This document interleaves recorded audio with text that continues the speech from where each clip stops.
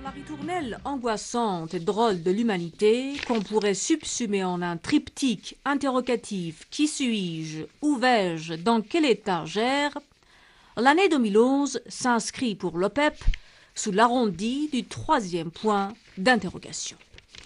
Dans quelle étagère est en effet la question existentielle que devra s'opposer ce puissant consortium, né il y a un demi-siècle, à l'initiative commune de l'Iran, du Venezuela, de l'Irak, de l'Arabie saoudite et du Koweït.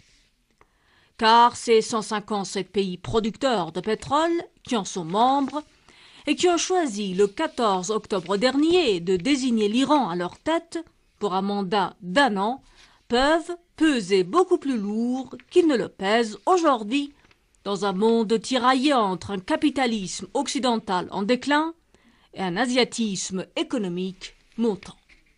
L'OPEP est la seule entité énergétique au monde à assurer 40% de la consommation planétaire en or noir. La seule, mais aussi la plus fiable, dans la mesure où ses membres ne voient pas le monde sous le seul angle de la froide rivalité, de cruels rapports de force, du duel nord-sud.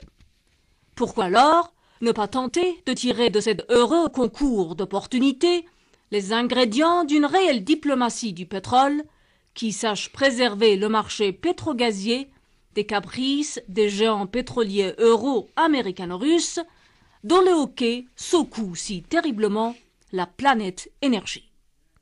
La présidence iranienne pourrait s'avérer bien salutaire à cet égard. Détenteur d'une réserve avérée de 120 milliards de barils de pétrole, second producteur mondial de gaz, l'Iran n'a jamais cessé de plaider en faveur d'une optimisation des cours, suivant une logique transactionnelle saine et généreuse. C'est une position qui semble d'ailleurs faire son chemin au sein de l'OPEP, dont la dernière réunion le 11 décembre 2010 a servi à étoffer l'argument iranien avec en corollaire la double proposition d'une suppression du plafond de production et d'une équilibration réelle des prix.